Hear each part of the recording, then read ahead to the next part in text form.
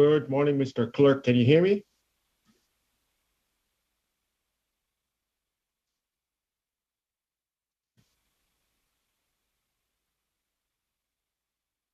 Mr. Clerk, can you hear me?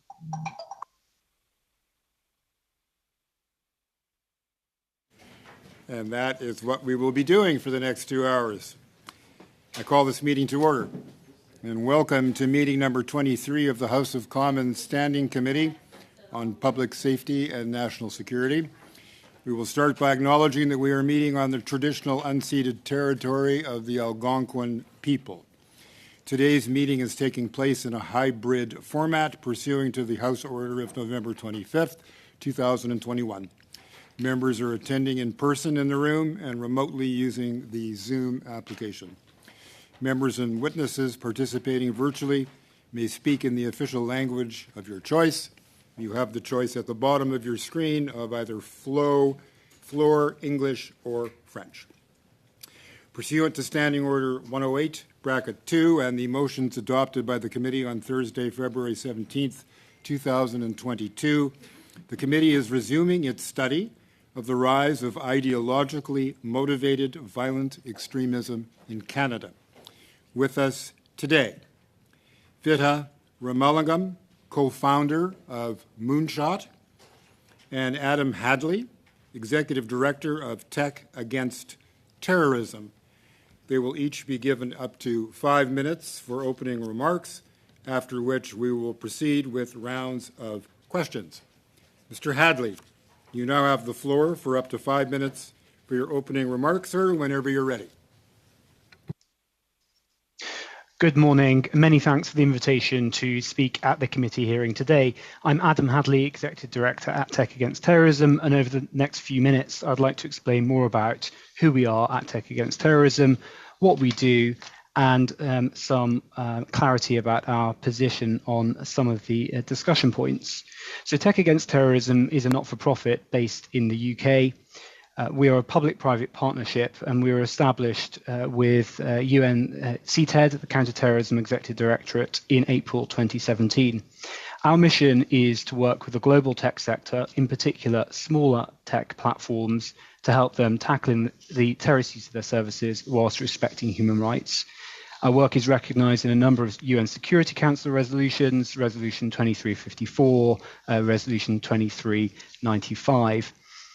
As a public-private partnership, we work with the major democracies, the governments such as the Government of Canada, the US, UK, Australia, and New Zealand, alongside the tech sector, which includes big tech, of course, and smaller tech platforms.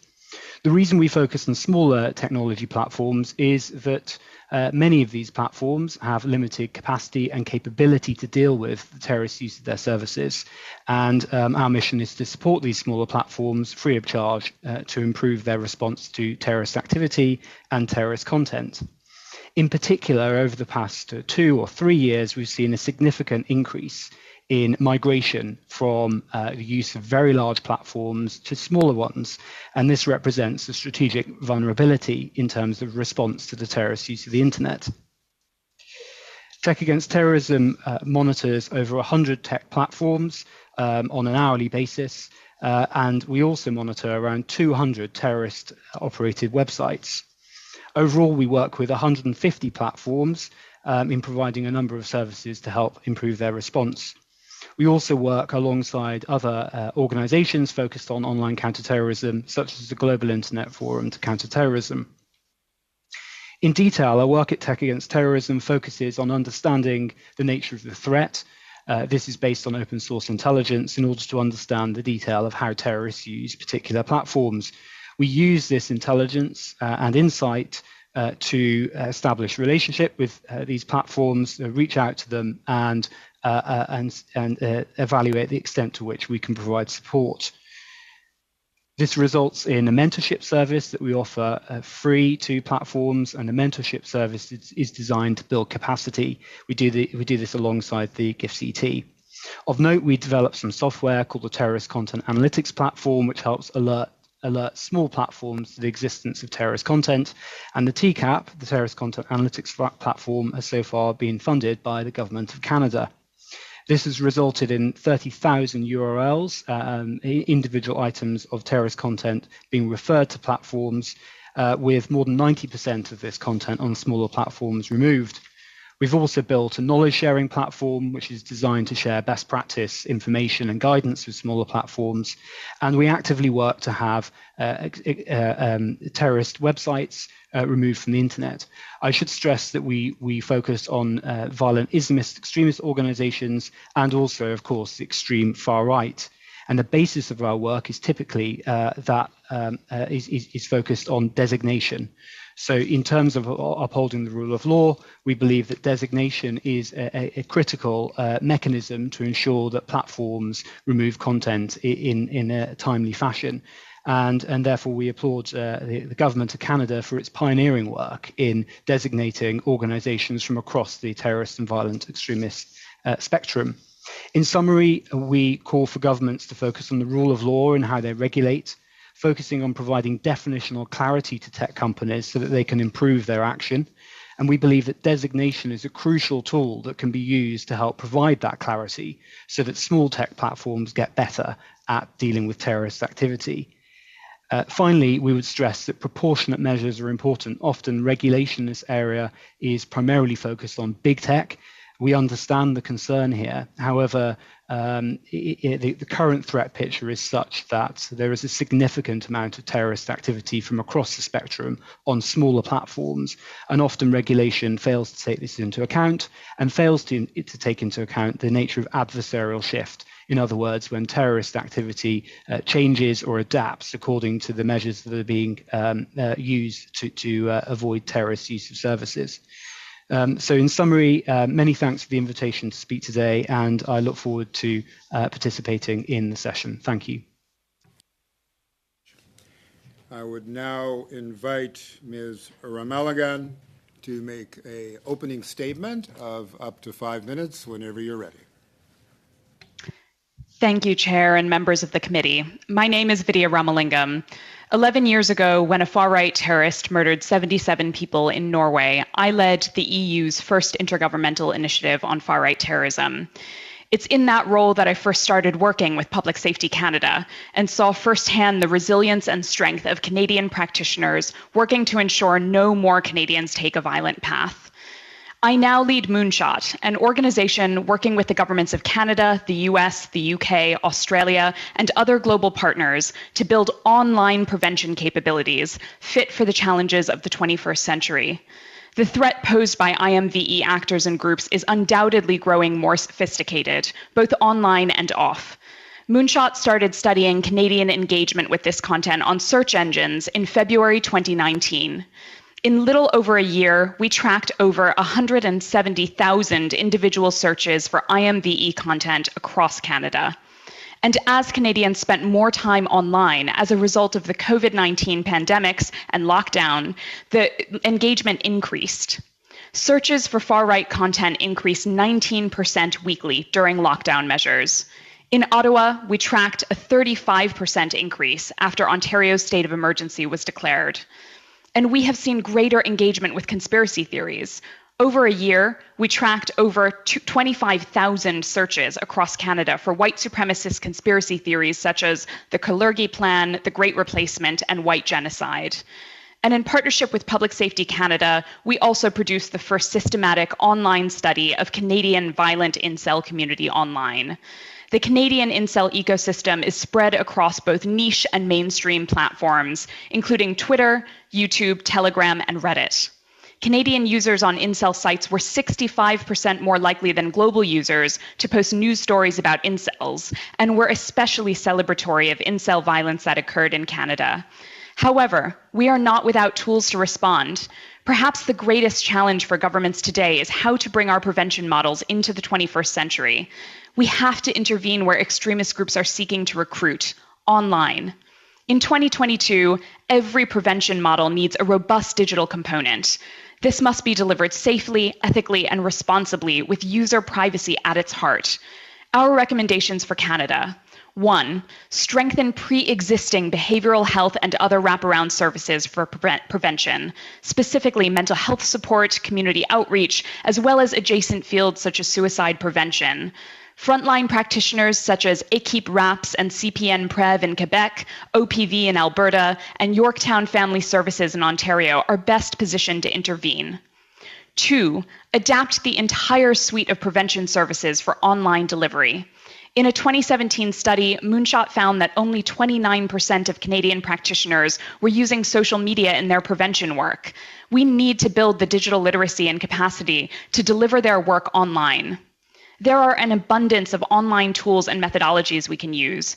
For example, from 2019 to 2020, we worked to ensure that every Canadian searching for extremist content online would be offered a safer alternative to terrorist content.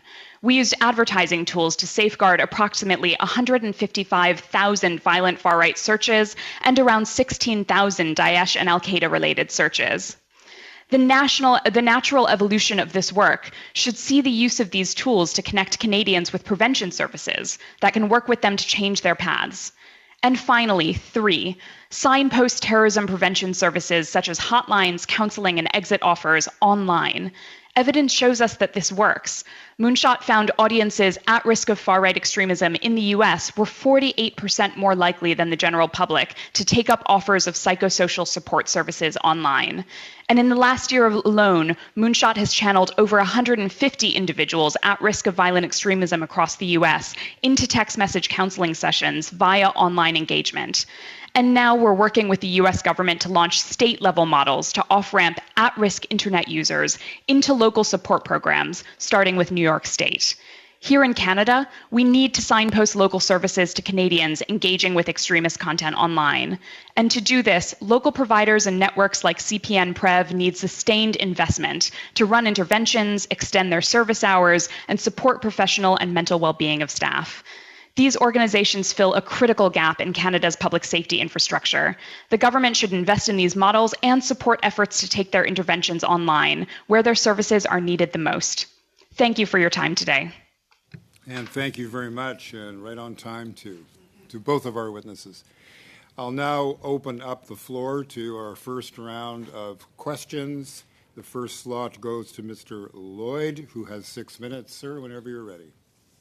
Thank you, Mr. Chair. My first question to Moonshot. Do you receive funding from the Government of Canada?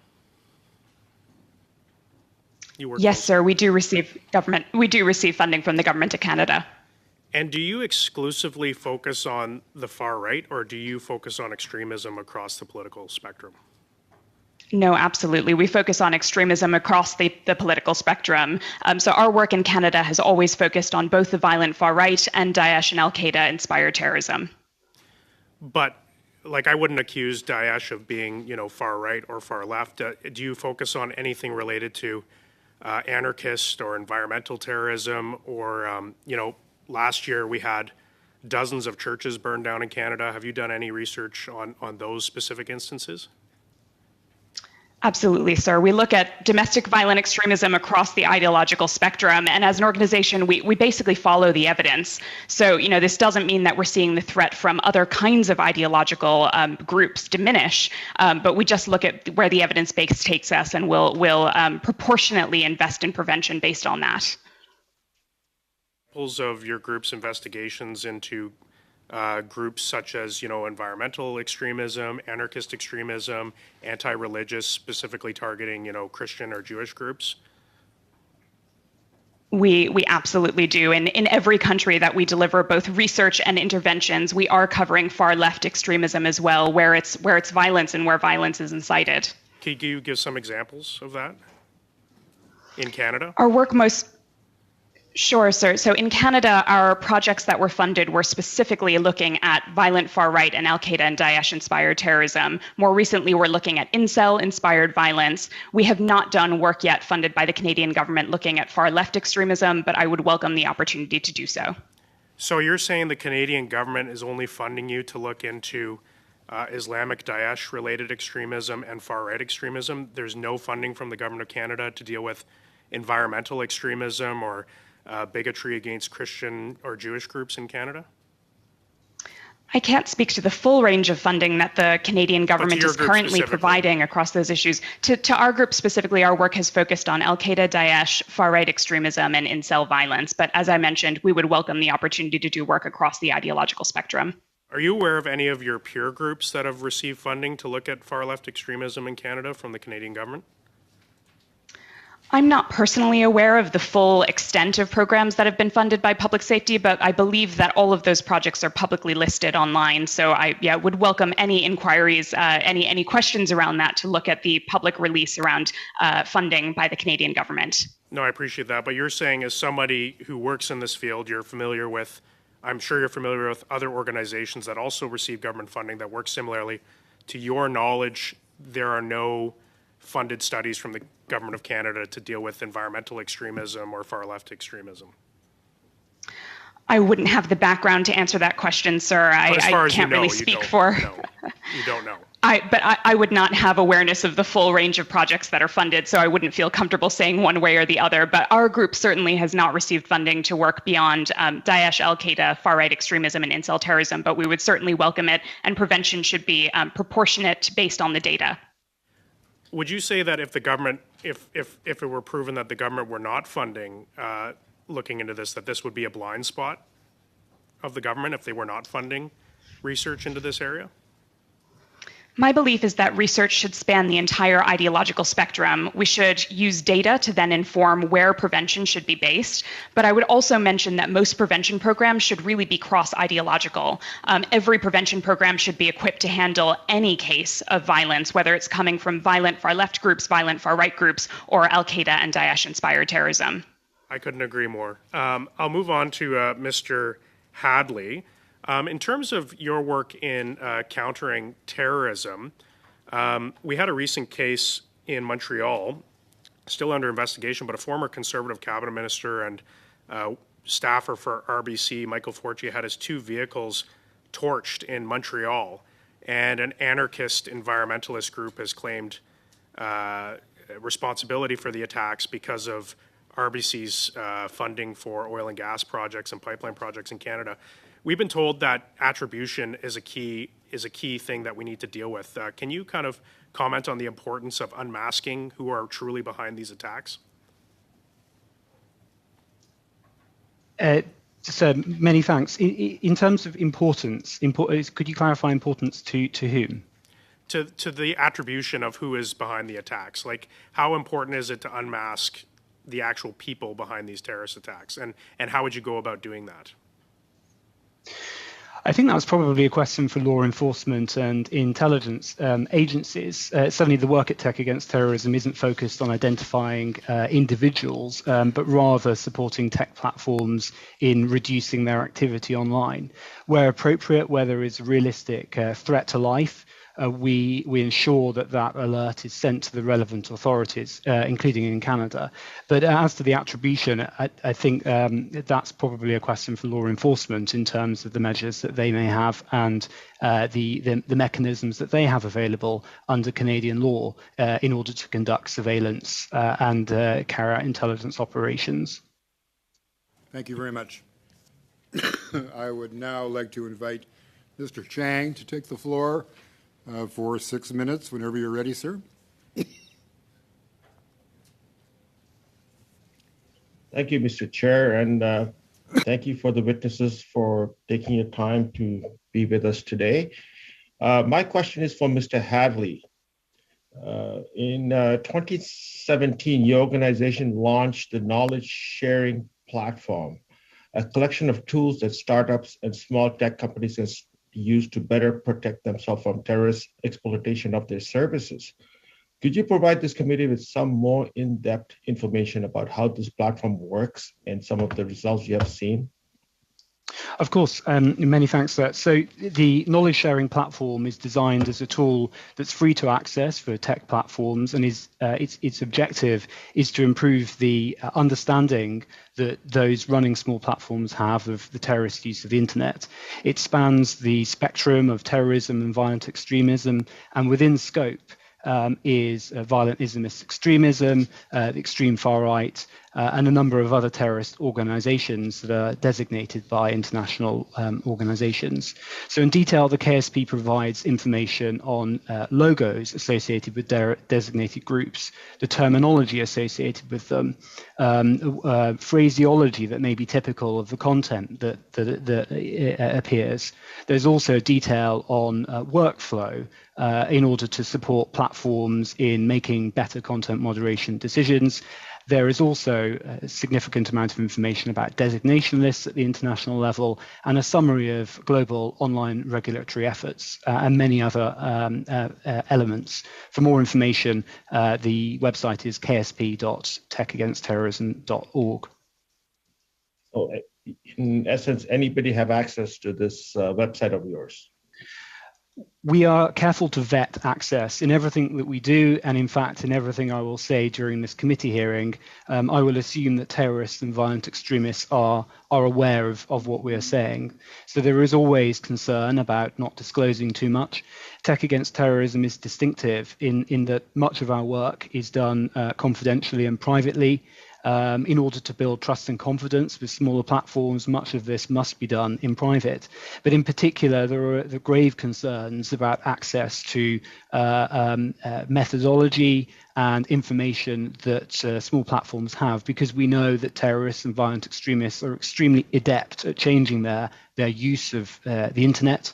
And the more information they have about content moderation, the easier it is for them to change their methodology and therefore subvert mechanisms designed to stop that activity.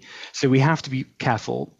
In detail, what we do with a knowledge sharing platform is every individual who applies for access, we will then ensure that they belong to a real platform. We will email them, we will call them, and we will ensure that the knowledge that's being shared is appropriate for that audience. Okay, excellent. Thank you, Mr. Hadley. In 2018, your organization launched the Data Science Network, which your website calls the world's first network of experts working on developing and deploying automated solutions to counter terrorist use of smaller tech platforms while respecting human rights. Could you tell this committee more about automated solution to counter terrorism? Of course. Automation can cover a number of separate activities. And of course, often we might discuss algorithms, which certainly is part of automation.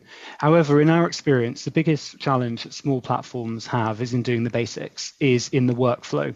Content moderation, ultimately, it's a simple mechanism in principle. It's identifying content that may fall foul of the law or terms and conditions.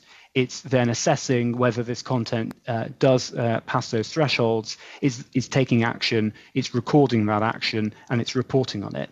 And it's also providing an opportunity for a user to appeal that decision. So the workflow is a complex one with smaller platforms in particular, and most of our activity in supporting platforms is with that basic infrastructure. You could argue that this is all about automation. It's about trying to ensure that small platforms are able to accurately identify and moderate content in a scalable way. Unlike big platforms, smaller platforms have very small teams, often have no or limited revenue or profitability, and tend not to have particularly sophisticated technical infrastructure. And that explains partly why terrorists and violent extremists will often use smaller platforms, because they know it's so much harder for those smaller platforms to remove the material. When we're working with smaller platforms, we provide a number of recommendations about how they can best use technology and automation to make the content moderation process more accurate and more successful as a result. Automation can include various other mechanisms, such as hashing or hash sharing. Potentially, it can be automated searches of keywords and terminology, and it could be more sophisticated mechanisms to understand whether a symbol is in an image or a video. However, most small platforms well, they rarely have the capacity or capability to build complex automation. The automation that we typically support with is fairly simple, and it's about helping them make the right decisions and record the decisions that they're making. An important principle in all content moderation, at least in our view, is transparency, and therefore we recommend that platforms of all sizes invest in transparency reporting, and for that it's required automation to understand what has been removed and what's been left up. Thank you, Mr. Hadley. I would now like to turn to Ms. Larouche, who has a 6-minute block. Whenever you're ready, please proceed. Merci beaucoup. Thank you very much, Mr. Chair. I'd like to thank both witnesses for taking the time to appear today before the committee. My first question will be for Ms. Ramalingam. In your opening remarks, you mentioned the sad event in Norway. To inform the committee, I'd like to ask you, what do you think of European legislation that was recently adopted on illegal content online, and what can we learn from that, especially when it comes to the responsibility of tech companies? Please elaborate on that. Thank you very much for your question. And that tragedy that I referred to nearly 11 years ago now was really a wake-up call for European governments. That was really the first moment that European governments realized that this had been a threat that was completely overlooked. Yes. I'm sorry, Ms. Ramalingam. Could you please repeat? Mr. Chair, I wasn't getting the interpretation. I have interpretation, so please go back to the beginning of your answer and let's ensure that we do have interpretation. So proceed, please. Sure. Thank you for your question, ma'am. And I was mentioning that that tragedy that you referred to in 2011 was really a wake-up call for European governments. It was the first moment that they realized that they had really been overlooking this threat. I really welcome the recent legislation in Europe and the efforts to hold tech companies accountable. Tech companies often are very reactive rather than proactive. It often takes either tragedy for the tech sector to be compelled to act. We saw this after the massacre in Christchurch after January 6th. They so often wait either for tragedy or for governments to impose legal and commercial imperatives to act. And so, legislation works. Legislation is absolutely required to hold the tech companies accountable, and I welcome the recent EU legislation.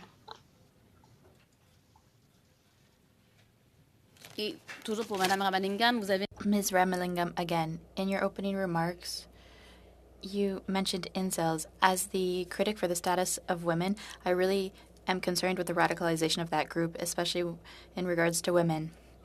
And I'd like to hear you elaborate a little bit more on the study. What could that contribute to the committee, your study on this radicalization? Could you elaborate on that, please?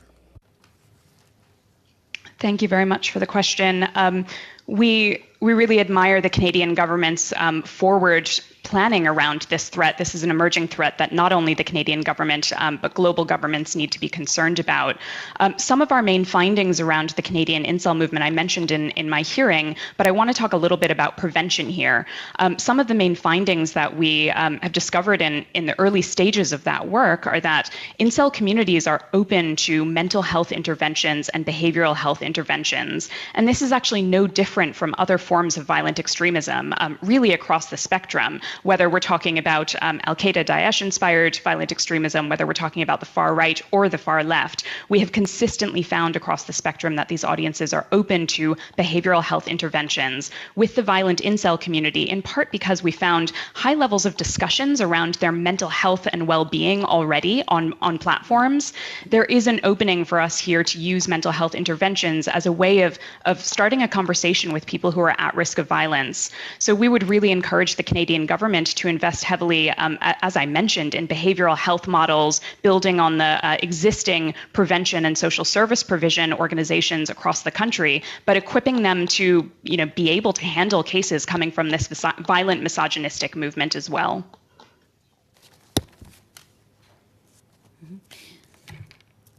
Thank you very much, Ms. Ramalingam. In your remarks, you also talked about filling the void in digital security. You covered it in the answer you just gave, but that digital void, how could we try to fill it a little bit more as a government? What could we do more? Thank you. Thank you for your question. I think Canada is very well placed, actually, to take the long-standing programs that the Canadian government has been investing in for the last 10 years and start to build their digital capacity to deliver their work online. I mentioned some of our findings from a study that we ran 5 years ago, which was looking at what was then the current level of digital capacity amongst Canadian prevention practitioners, and it was very low. We need to work to improve that. So I would suggest the Canadian government work to deliver training and capacity building to organizations that need to start using social media to signpost their services online.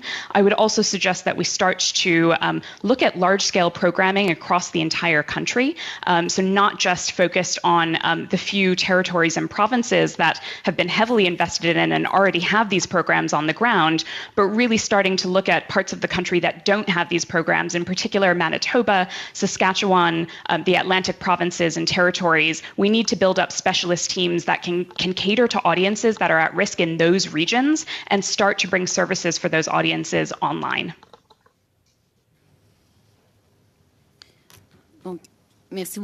Thank you very much.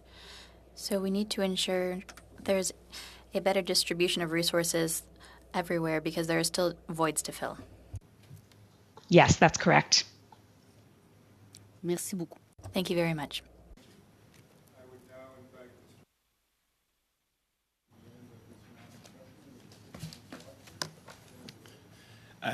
Thank you, Mr. Chair. Ms. Ramalingam, I'd like to start with you. Thank you for joining our committee today. When you were talking about the focus on Al-Qaeda and Daesh, I'm going to assume that that is because over the last couple of decades, those two groups and their perverse interpretation of Islam and their barbaric ways of enforcing that interpretation, there were very, very clear and worrying growth trends in both of those ideologies, right? I'm assuming that's why we had the focus on them. Well, we set out, the evidence that led to that first project being focused on Al-Qaeda, Daesh-inspired terrorism, and far-right terrorism was largely because it came off of the back of several worrying events in Canada and globally that had been inspired by Daesh and Al-Qaeda.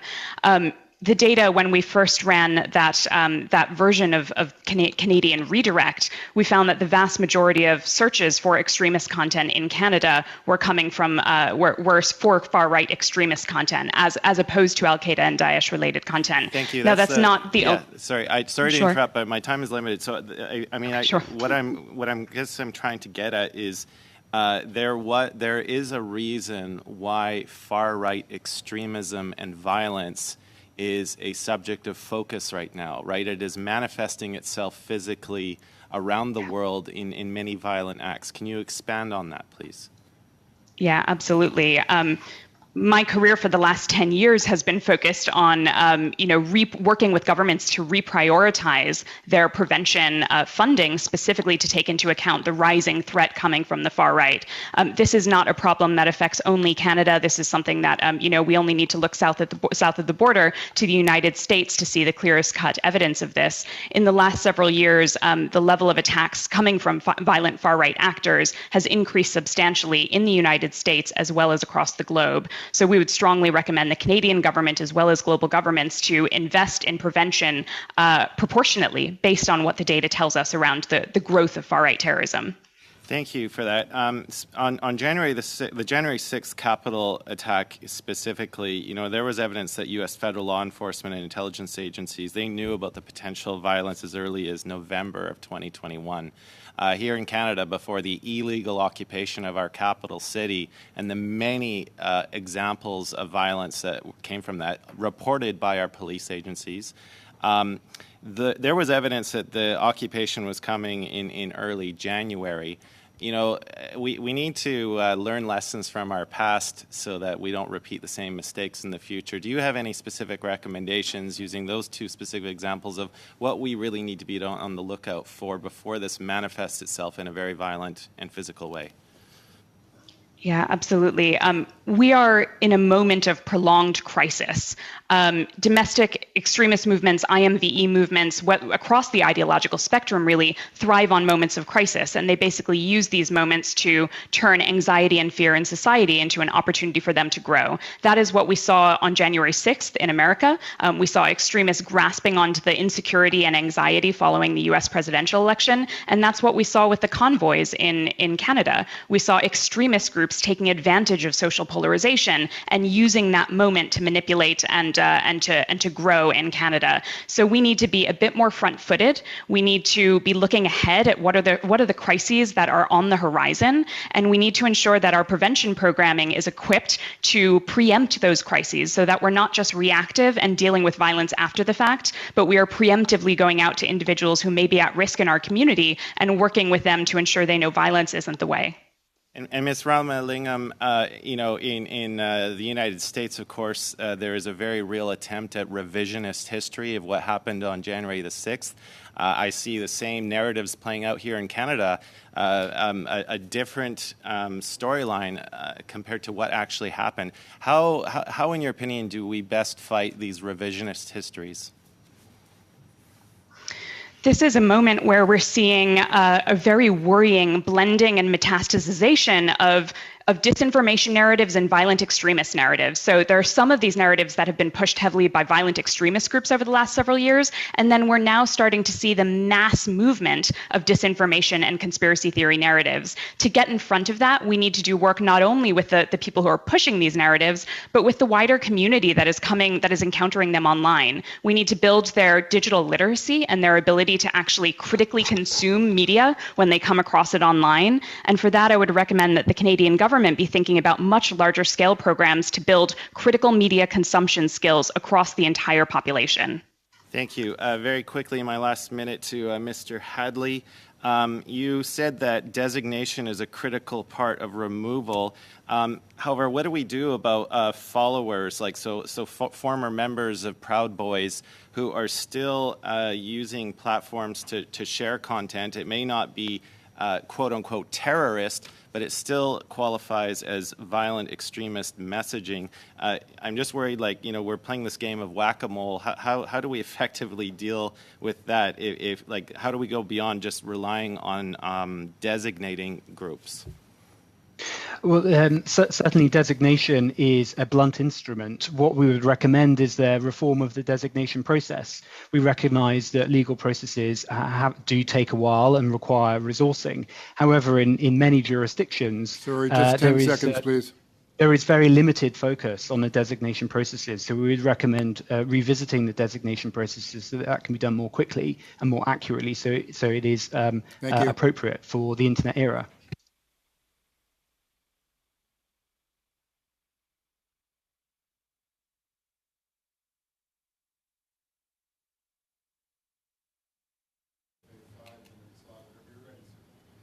Thank you, Mr. Chair, and we'll try to be disciplined.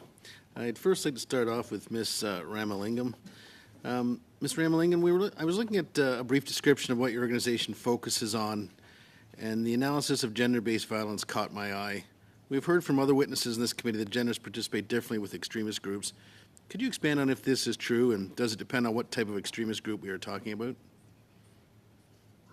Thank you for your question. Whenever I talk about gender, I think it's really important for us not to go in with assumptions. I tend to hear, and I've often heard across the policy spectrum internationally, this notion that only men are really getting involved here and not women.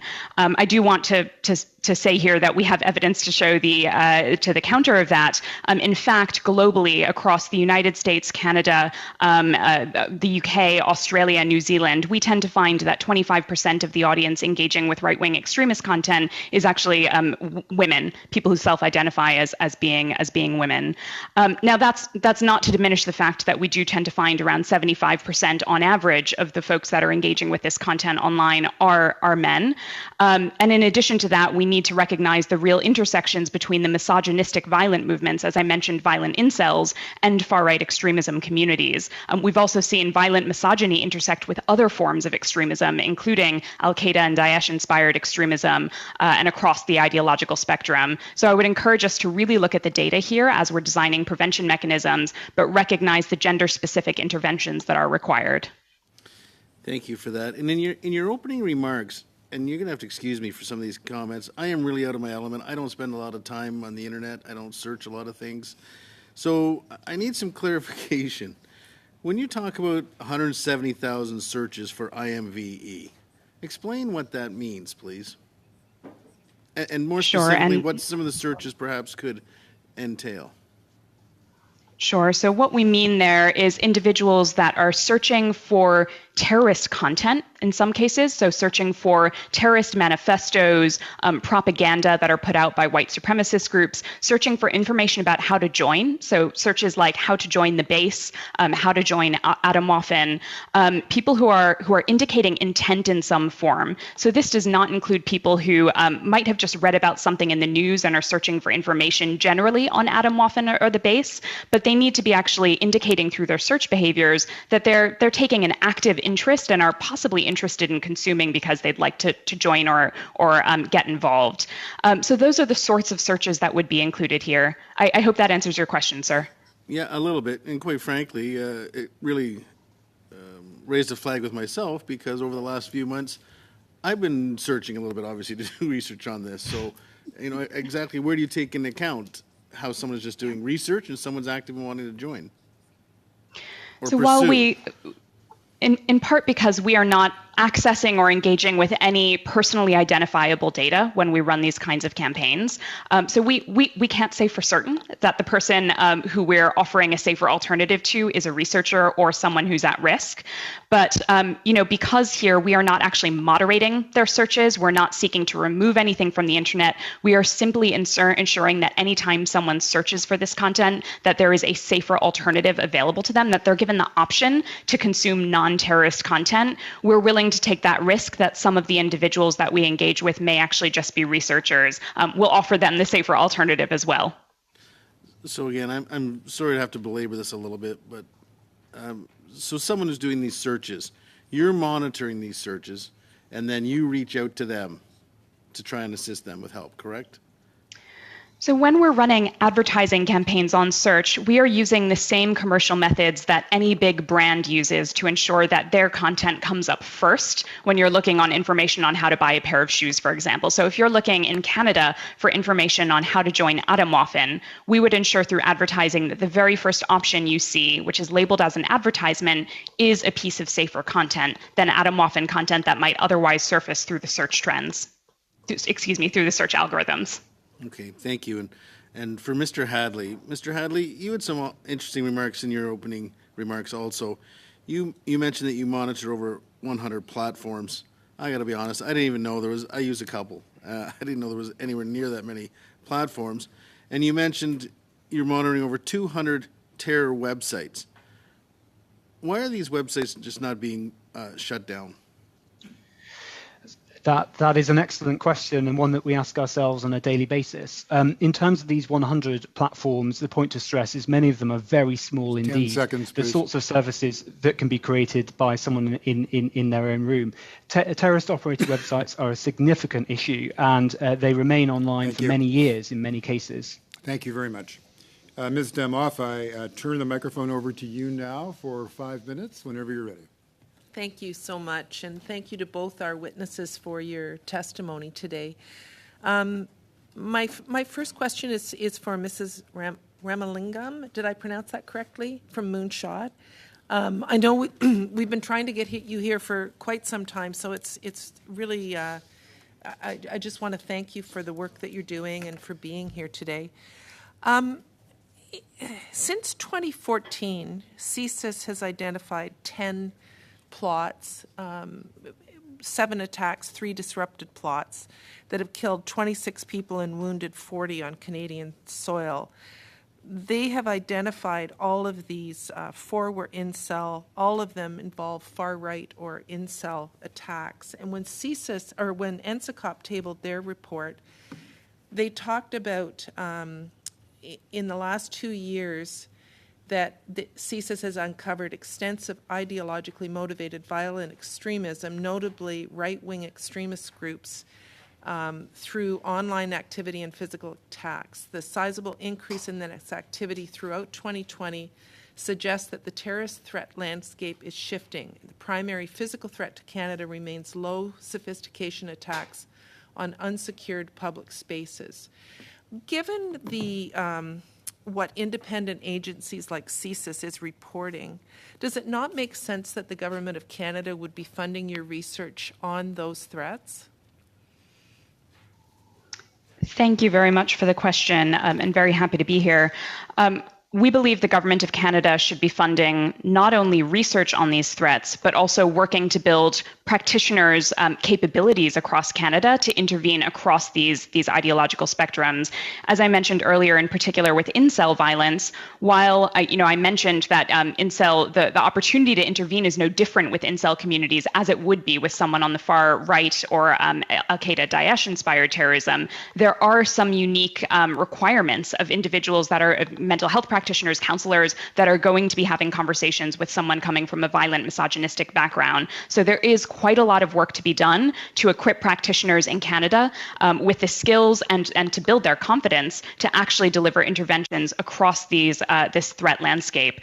We would welcome the Canadian government's investment in both research and prevention on these emerging ideologies of concern. Thank you for that response. I guess in spite of what Mr. Lloyd is tweeting about Government of Canada investments, it does seem like we're investing where the threat actually exists for Canadians. You also, the work that you did with Norway, and you mentioned that, and Madame Laroche also asked you about that. Were there any recommendations that you made, given that investigation, that you think the Government of Canada should be implementing?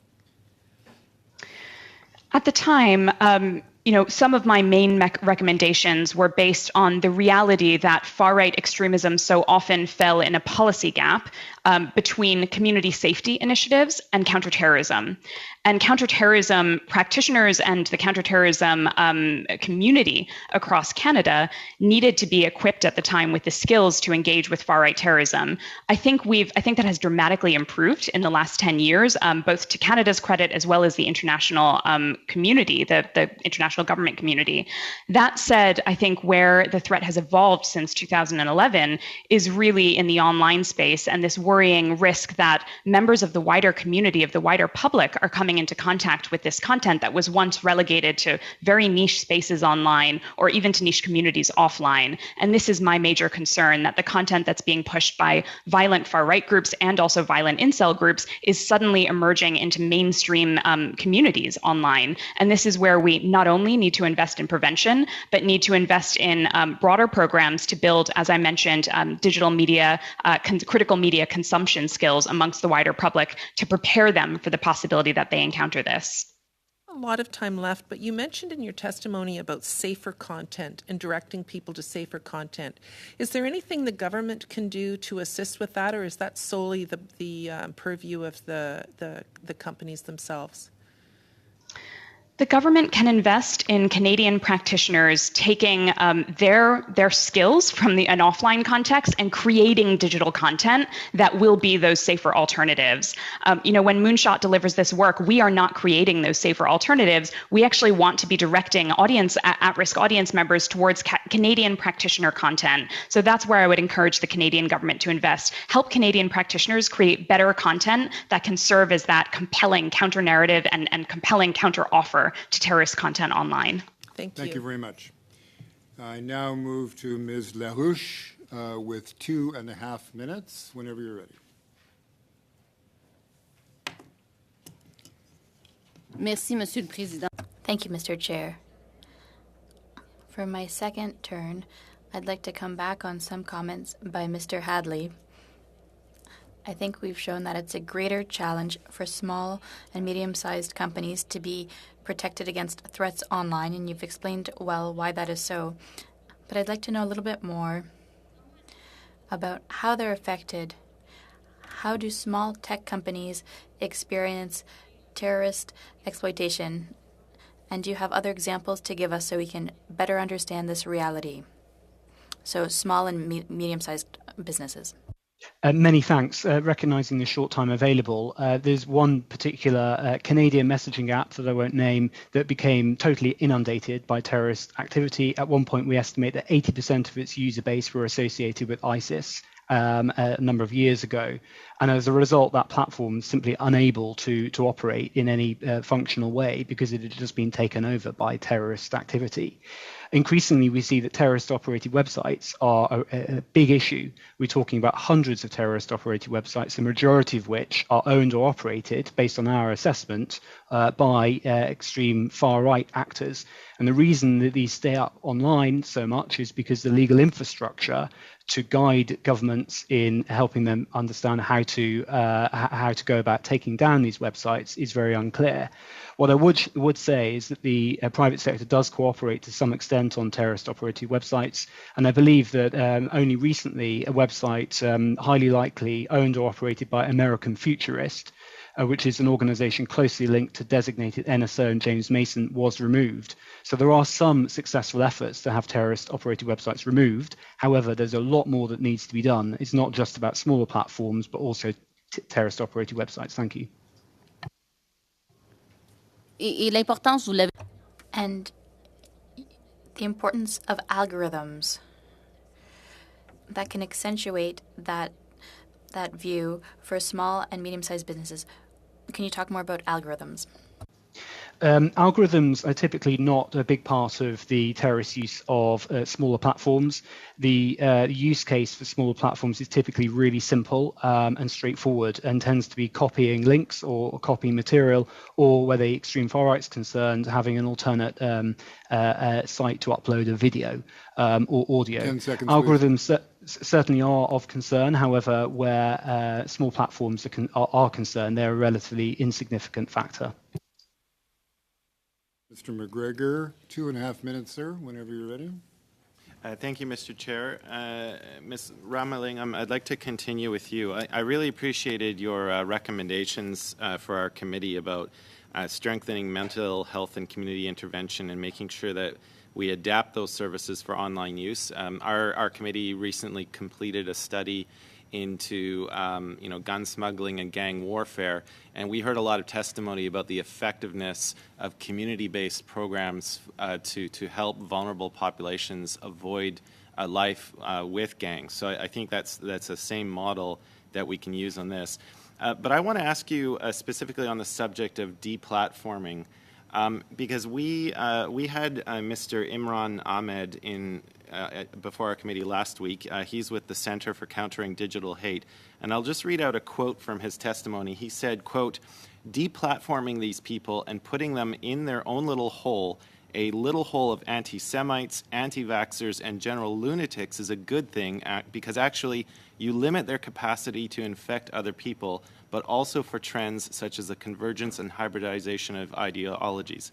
Now, you're proposing a set of recommendations where it's that positive intervention, but do you have any comments on the concept of deplatforming to try and, I guess, cauterize the wound and prevent some of these crazy ideologies and violent extremism from spreading to vulnerable groups?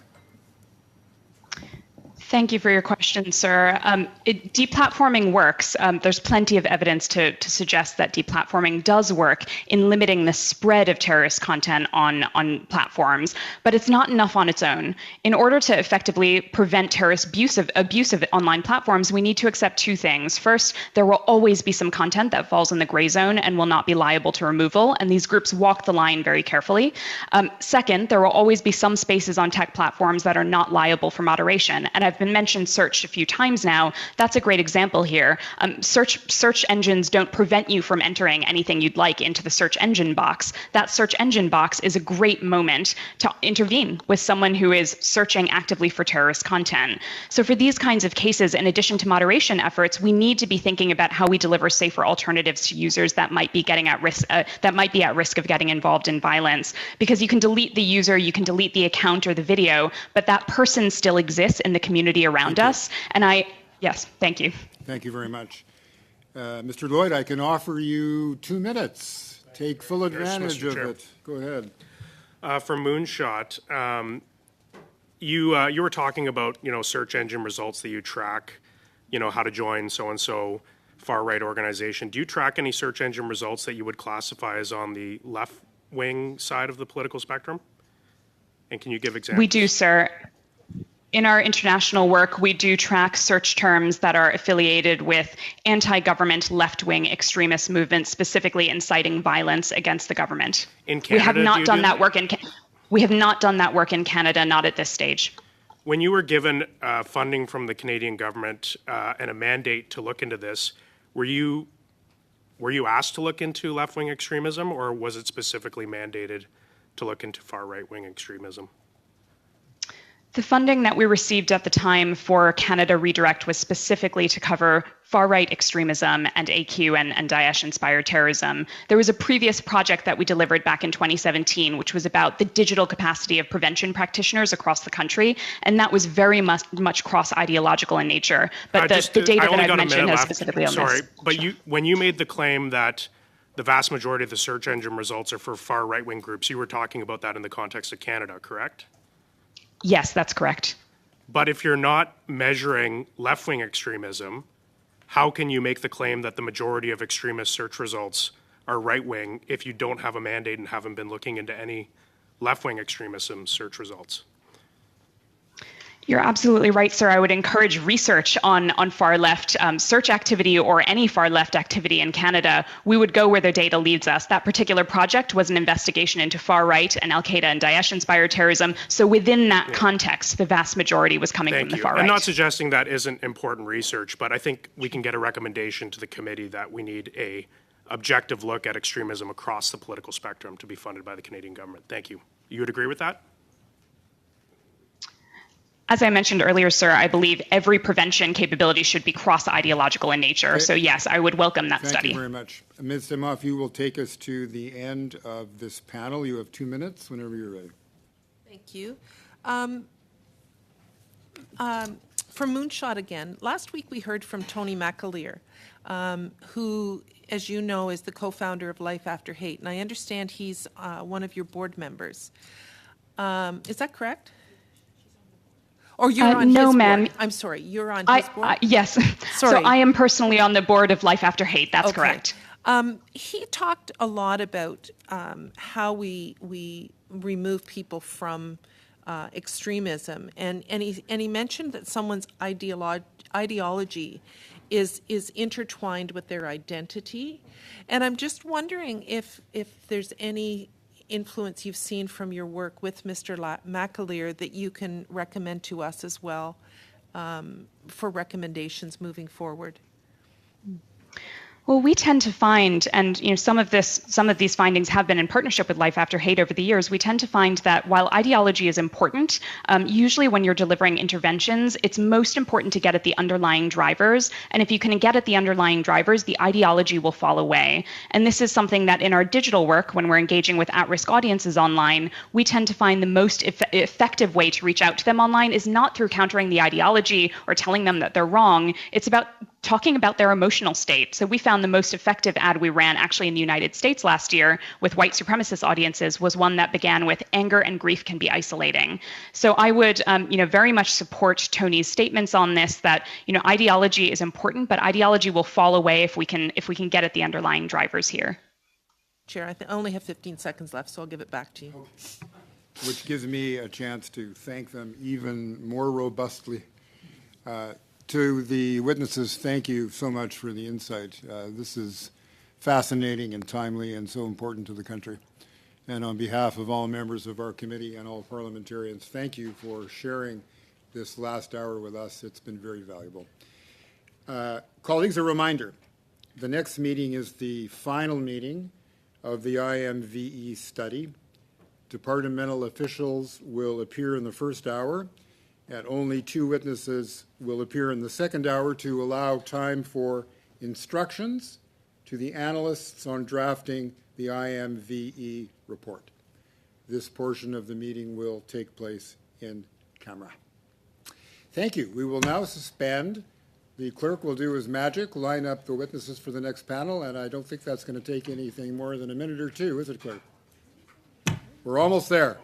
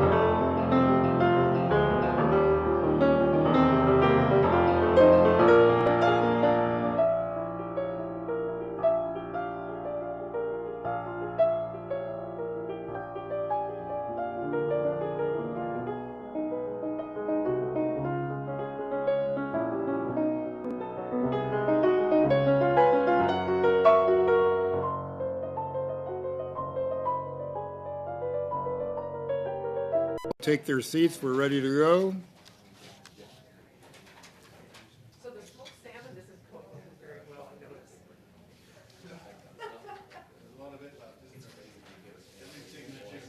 I now call this meeting back to order.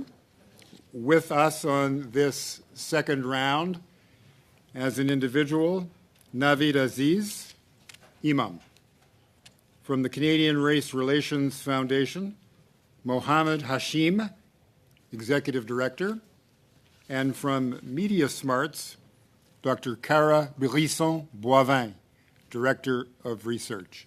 Each of our guests will have up to 5 minutes to make an opening comment, and I will start with Mr. Naveed Aziz. Please, sir, you have 5 minutes for an opening comment. Thank you so much, Honorable Chair and members of the committee. I appreciate this opportunity for allowing me to share with you today. As is mentioned, my name is Naveed Aziz, and I'm a classically trained Muslim scholar. I have served as an imam for over 10 years in Calgary. And from 2012 to 2015, we saw a surge of young Muslims travel overseas to join extremist groups and fractions. And it was at this time that I began my own personal study of violent extremism to develop an expertise as much as I possibly could. I have served as an expert witness for the Supreme Court of British Columbia in a terrorism-related case. I have mentored and helped in the rehabilitation of several individuals charged with terrorism offenses. And I have published 2 papers, one on the reintegration and rehabilitation of Canadian foreign fighters, and a second on a brief guide to right-wing extremism in Canada. I'm hoping that my perspective today will be unique in the sense that it will be primarily focused on a community-focused point of view. So starting off with 2012 to 2015, the Muslim community was applied an insurmountable amount of pressure as to why are these problems happening in the Muslim community? Why are Muslims better? Are they not better integrated? And what is the Muslim community doing to solve this problem? A community that is not homogeneous or monolithic was asked to deal with an issue that it was not responsible for. It was not given any further support other than told what to do, and had no prior experience in dealing with such issues. Law enforcement and policymakers had securitized the relationship with the Muslim community. It infiltrated mosques with informants, which created a sense of distrust. Relationships were built on the basis of collecting information to facilitate the collecting of information for prosecution, and no support was provided when needed. It also created a perception of good Muslims and bad Muslims. Those that cooperated were good, and those that didn't were bad. And the average community member was not afforded any neutrality. Multiple experts have also pointed out throughout the years that there was a disproportionate number of terrorism-related prosecutions on the Muslim community within Canada. Now, I start with this introduction, my dear committee, to point out that what we have seen 2016 onwards in a rise of populism and right-wing extremism, the Muslim community was a primary target. And in 2017, we witnessed the Quebec Mosque Massacre, and in 2021, the Afzal family in London, Ontario being murdered in cold blood. May we never forget these people. We did not see the same questions being posed to other communities. Why was this happening? What are they doing to solve their own problems? We did not see the securitization of relationships in the sense that informants were proposed and brought forth in very high numbers. Nor did we see a dichotomy created of people being labeled as good people or bad people.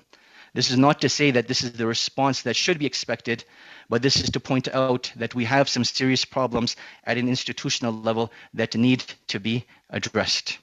Now, what am I proposing and what do we need to look at? With regards to my proposal, I suggest that when we look at funding, we look at 3 approaches.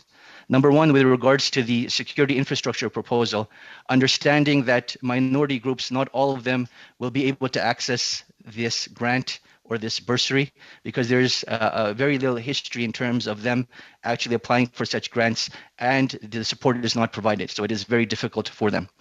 Number two, with regards to sustainable funding for CVE initiatives across Canada, particularly in the province of Alberta, the Organization for the Prevention of Violence has seen an influx of numbers come in, particularly in March and April of 2020, after January 6th and after the Freedom Convoy. And oftentimes we may think that this may increase right-wing radicalization, but it also created an opportunity to be introspective where people were seeking support for themselves and their family members when they saw them go down a dangerous path. And these programs do not have sustainable funding, but are dependent on grants and bursaries as well. And then my last proposal for funding is with regards to research, that we need to look deeply into what are the environments that create such forms of violent extremism. And this needs to be primary research. This needs to be primary research. Now, my last proposal in terms of a recommendation is that when we look at relationships, we need to have a community-focused addition to this, that as we look at equity, diversity, and inclusion, it's not just at a physical level where physical representation is increased, but even representation in terms of thoughts and ideas and sources needs to be included as we include equity, diversity, inclusion in our infrastructures and in our boards at that level. Now, that Thank is you. what I wanted to share with you in my 5 minutes. Thank you so much. And exactly 5 minutes. Thank you very much. Mr. Hashim, I now turn to you and invite you to make an opening statement of up to 5 minutes, sir, whenever you're ready. Thank you, and thank you for having me here today. I want to acknowledge that I'm speaking to you from the traditional territories of the Mississaugas of the Credit First Nation in Mississauga, Ontario. My name is Mohammed Hashim, and I'm the Executive Director of the Canadian Race Relations Foundation. The CRF was born out of an apology to Japanese Canadians who were wrongfully imprisoned in internment camps during World War II. Part of the redress agreement was the creation of the CRF as an independent federal crown corporation in 1996, which now lives within the Department of Canadian Heritage. Our organization does research, community engagement, hosts policy discussions, provides funding to community groups, is currently supporting the creation of a renewed Canada's anti-racism strategy, the new anti-hate strategy, and on combating online harms with the government.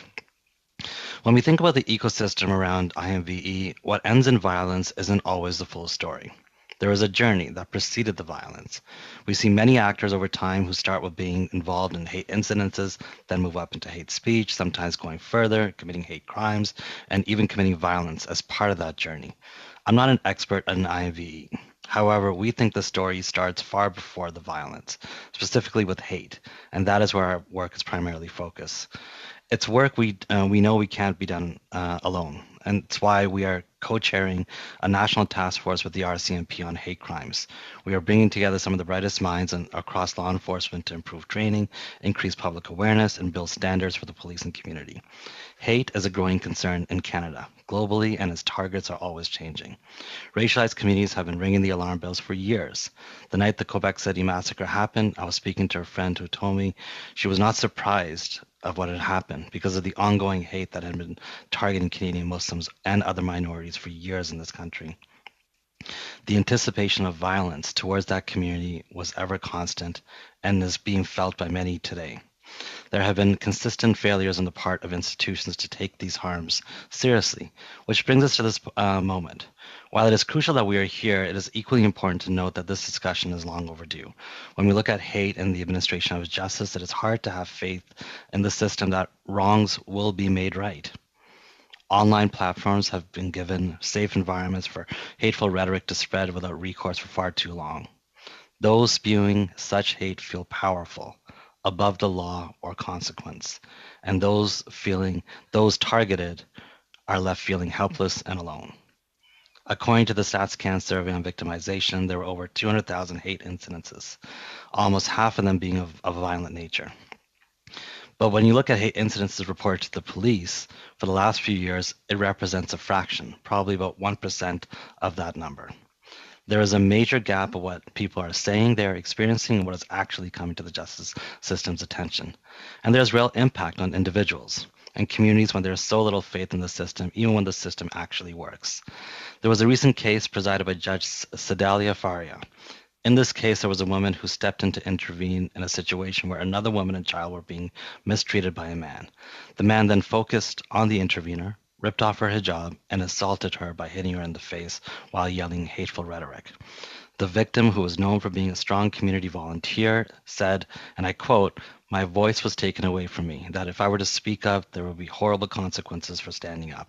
And I'm an outspoken person, and I don't feel like I can be like myself since." I share this with you because I think we failed the victim. I'm not going to question the judge's decision of letting the guilty off with a suspended sentence because of mitigating factors. But I do know that the victim in this case did not receive adequate support to restore her faith in this community. She isn't alone. Victims of hate are often let down in this country, and by extension, so are their communities. Canada needs a robust system to support victims of hate. We need this system not only for individuals to help them recover, but to ensure communities feel supported through the process. From reporting a hate crime to getting support through a trial and afterwards to help people get back on their feet. We know hate crimes are message crimes. It is time we send a counter message to the victims that they are seen, heard, and will be supported. I focus my remarks on victims today because far too often we look at hate crimes and IMVE with the focus solely on the perpetrator. While mostly ignoring victims, we must address prevention, investigation, and prosecution as we are through our work on the National Task Force on Hate Crimes. Yet we must realize that what is at stake is if we don't address the reverberating harms left on victims. When we leave victims, either individuals or whole communities, without faith that their concerns are being heard, we see people lose faith in the democratic 10 seconds, systems. please. And if we want people to feel like they belong to this country, that their safety and well-being matter, that when they are the victims of hate and IMVE, that they won't be left to fend for themselves. Thank you very much. I would now invite Dr. Brisson-Boivin to take the floor for an opening comment of up to 5 minutes. Whenever you're ready, Doctor. Thank you. Good afternoon, committee members, and thank you for this opportunity to speak with you all. Media Smarts has been working in the field of online hate for nearly 2 decades. Our research has consistently found that Canadian youth are frequently exposed to racist and sexist content online, and that they feel it is important to do something about it, but also that they are not prepared to critically engage with hate content or to push back when they encounter it. Our research with youth examine their attitudes and experiences with hate online, specifically why they do or don't intervene. We found that what's more common than overt hate are cultures of hatred, communities in which racism, misogyny, and other forms of prejudice are normalized. When hate online goes unchallenged, users may believe that intervention is overreaction. A community's norms are largely set by the most committed 10% of members. When cultures of hatred are masked as consensus and the behavior is not seen as harmful, the majority of witnesses may not believe intervention is worth the risk of social exclusion. And youth are particularly vulnerable because they are worried about disrupting social harmony, losing their social capital or status with their peers, and drawing unwanted attention to themselves. Hate groups take advantage of this, as well as the digital architecture of online spaces, working to make hate appear more mainstream and acceptable, to expand their pools of potential recruits and create an online environment hostile to their targets. Our most recent study with young Canadians shows 2S LGBTQ+ youth are almost twice as likely to report having been bullied and to have seen racist and sexist content online.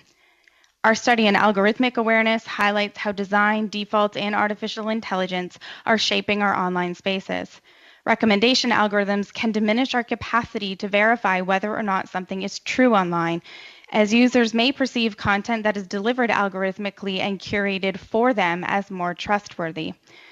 Online hate has the power to change how we know what we say we know about scientific and historical facts, social norms, and even our shared reality. As youth overwhelmingly turn to the internet as a source of information, they run the risk of being misled by hate content. If that misinformation is not challenged and users do not have the critical thinking skills to challenge it, some youth may come to hold dangerously distorted views. Youth need to be supported in developing the skills and knowledge to be able to recognize online hate. This means learning general critical thinking and digital media literacy skills, as well as the techniques and ideologies of hate. In order to talk about controversial topics and have healthy debate, users need to be able to distinguish between arguments based on fact and those that appeal to dehumanization and fear of the other. Youth also need clear examples of how they can respond when they encounter hate and prejudice online. Intervention should emphasize that even small efforts to push back against online hate can have profound impacts on motivating others to intervene. They need to feel that their opinions and experiences matter and will be considered by those with the decision-making capacity. Youth believe platforms and technology companies have a responsibility to set clear rules and community standards to make it easier for users to report hate and then respond to those reports through publicized enforcement metrics. They also feel policy interventions should give youth and the trusted adults in their lives more opportunities to learn digital media literacy in Canadian classrooms, homes, and communities. And I'll conclude my comments by expanding on that final point. The value of an educational approach to online hate cannot be overstated. While governments and online platforms have important roles to play, we cannot legislate, moderate, or design our way out of these challenges. We need to ensure that all people in Canada have the tools and critical capacities to safely and positively engage as ethical digital citizens.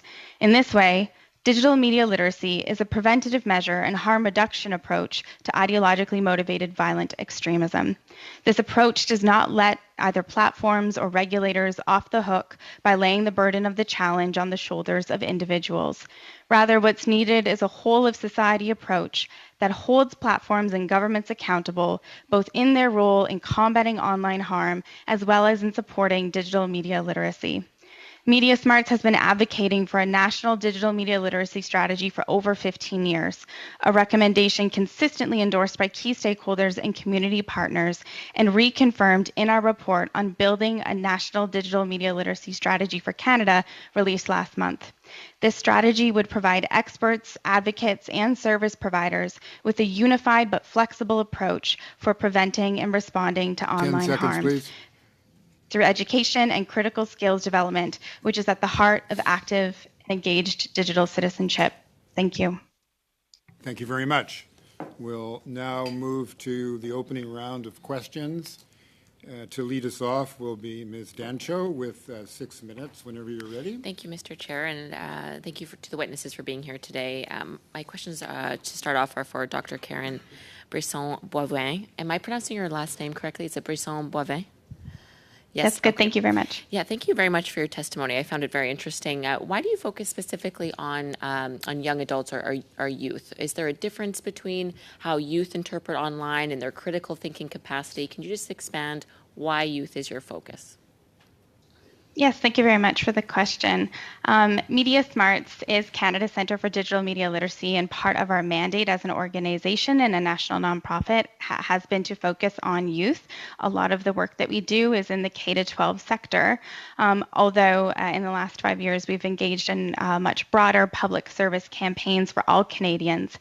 Insofar as online hate and the work that we've done, we have focused on the young Canadian experience, as has been part of our mandate, and we do believe that experience is a unique experience that deserves to be studied in its own right, and does, as a result, the research that we've done does suggest that there are interventions that need to be built and designed for young people in particular, because of some of those things that I mentioned in my opening remark, particularly in regards to the prevalence that they give to peer supports in their relationships with other young people their own age as well.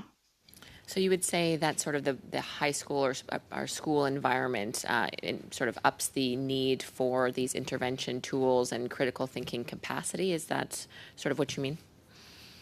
Yes, I would say so.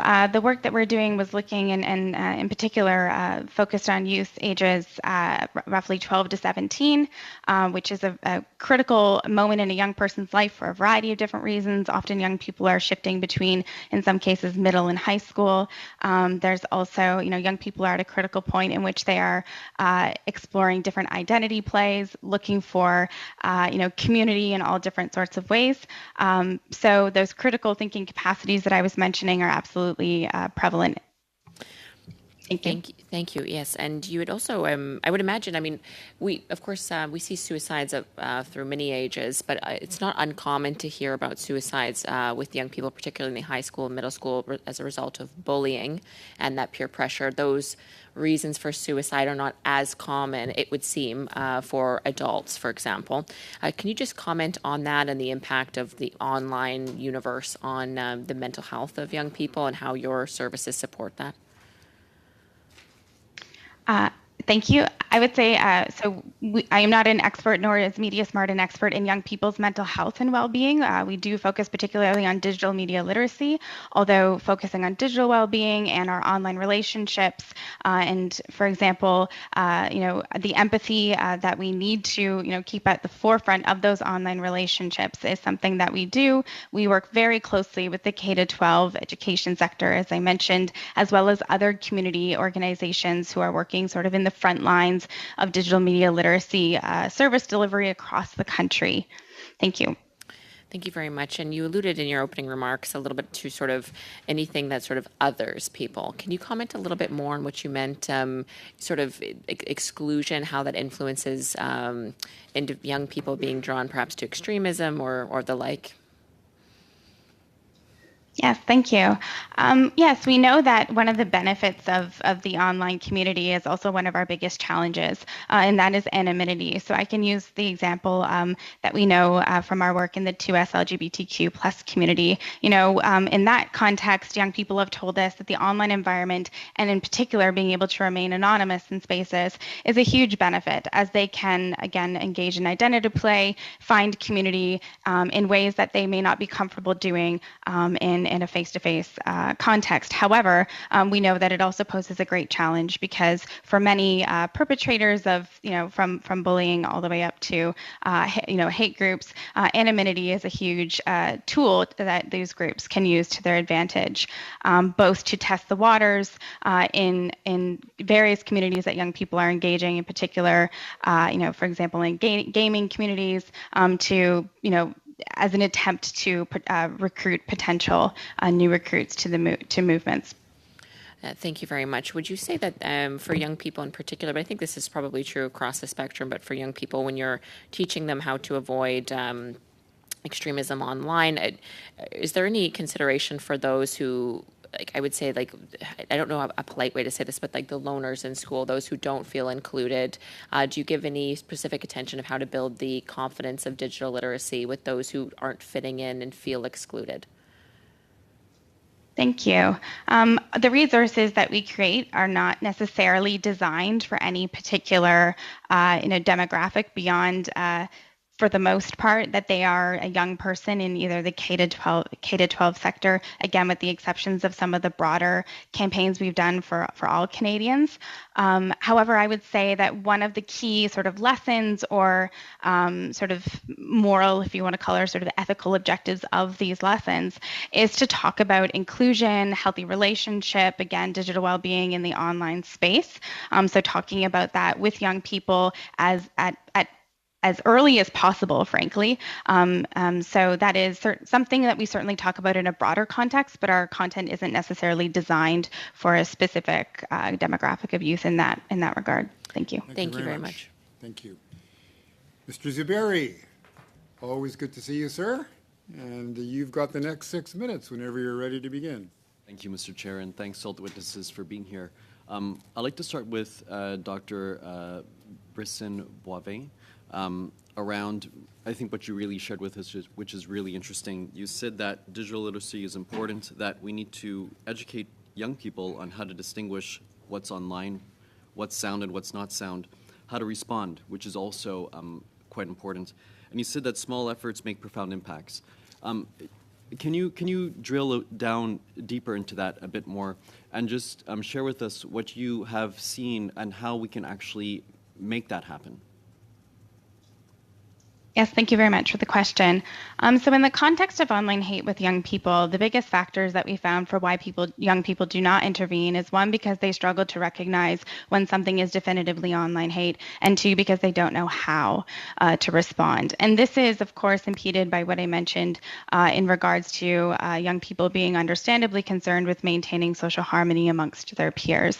But at the same time, we know that the norms or sort of community morals, if you will, within an online community are typically set and driven by the loudest 10%. So what we found is that, even a very small action within an online community to demonstrate that there isn't consensus around, let's say, a particular viewpoint was incredibly motivating and encouraged others to respond as well. So young people sort of responded again to this sort of peer-to-peer, or having the opportunity to recognize and realize that other young people were responding, or frankly anyone in the community was responding to the contrary. So again, pushing the dial within the community and demonstrating how valuable that is to let the community know that this is not consensus. At the same time, I want to mention that, we do also, want to make it clear to young people that we need to set parameters around, what kinds of content we should engage in. There are some, because at the same time we might create or suggest that a particular subject is worthy of debate, which hate groups can utilize to their advantage as well. So part of the resources, tools, lessons, and critical thinking capacities that we provide are to help young people determine sort of fact from fiction, or again, be able to distinguish arguments based on fact from those that are attempting to sow doubt and denialism, for example. Thank you. Thank you for that. And I think the point you raised about the quiet bravery and the nudging things forward online and kind of giving some, other perspective is really powerful. I'd like to shift gears for a moment and go to Imam Aziz. And I really found your work around de-radicalization and within the mainstream Muslim community really interesting. I wanted to just touch base upon some remarks you made in your opening statement around narratives and framing of this community in particular. And I want to put forth to you the question, do you find that terms like Islamic terrorism, Islamism, Islamist, do you find that these terms are accurate, number one? And two, do you find that the use of these terms are harmful in seeking our objective as a country to mitigate and to reduce extremism or a movement towards that? Your thoughts on that, please, those terms in particular. Thank you so much for your question. And to break it down into two separate parts, with regards to the terms that are used like Islamic terrorism and like Islamic extremism, I do believe they're very detrimental to the Muslim community and other minority groups in general, because the onus is put on the religion itself, the blame is put on the religion itself, and studies have shown that couldn't be further from the truth. This has been proven in theory and in practice. The vast majority of Muslims are law-abiding citizens and contributing members to their communities and societies. And same thing at a theoretical level, that when you study, Muslim texts and you study literature of Muslim scholars, it's always pushing Muslims towards a balanced way of life. So the challenge over here comes from an academic perspective, where for the longest period of time, terms like Islamism and Islamist and Islamic terrorism and jihadism have been used and have become mainstream and a part of the vernacular in this field of study. So it's a very uphill battle in trying to change the language, but I do believe that it is detrimental, and an effort should be made to come up with more inclusive language, and language that does not blame a religion or a particular community altogether. As we've seen in previous testimonies, there are further underlying issues that needs to be addressed, and further research needs to be done in terms of what are more accurate terms that need to be used. Thank you so much. I have 2 minutes left, and 20 seconds. I'll leave it at that and get back to you, Mr. Chair. Thank you. Thank you. Well,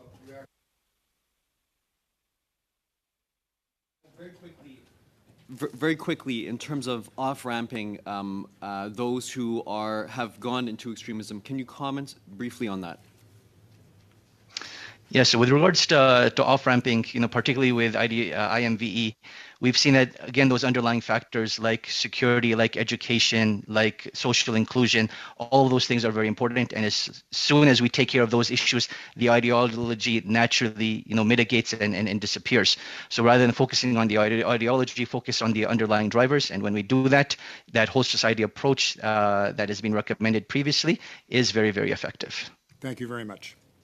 I would now invite Ms. Larouche to begin her 6 minutes of questioning. The floor is yours. Merci beaucoup, Monsieur. Thank you very much, Mr. Chair. I'd like to thank the three witnesses for joining us today. I'll begin my first question with Mr. Aziz. You spoke a lot about the importance of restoring confidence to encourage victims to declare online crimes. And we know that we have to raise awareness in the system about these issues, but I'd like to hear what the federal government should do. What measures should it take to restore confidence in communities for people who want to speak to police? That's my first question. Thank you so much for your question, and thank you to the interpreter for facilitating that. So my response to this is when we talk about trust, it needs to stem from a place of non-heightened emotion, and oftentimes engagement with law enforcement comes at a time of heightened emotions. So my approach to this is to recommend that there should be community advisory boards that are with law enforcement at all times when emotions are heightened and when they're not, to guide them and to facilitate their conversation with communities. That is the first thing to do.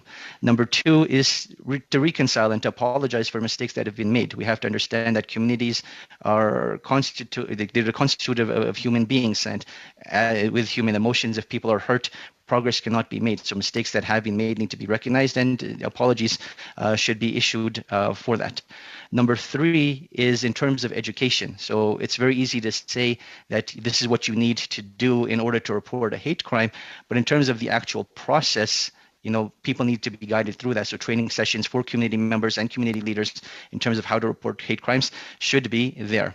Number four is in terms of the soft bedside manner that is needed. Oftentimes, people that have gone through a traumatic experience are unable to articulate what they've gone through. They may forget what had actually happened. And police officers need to remember that you're dealing with someone that's just been through a traumatic experience. So they may not remember all the details right away, and try your utmost best not to treat them like the perpetrator, but rather treat them like the victim. And oftentimes it is because of people feeling as if they are the perpetrator when they are the victim that they shy away from reporting, right? So the way that they're treated goes a very long way. So those are some of the recommendations that I would make towards the law enforcement question. Thank you so much.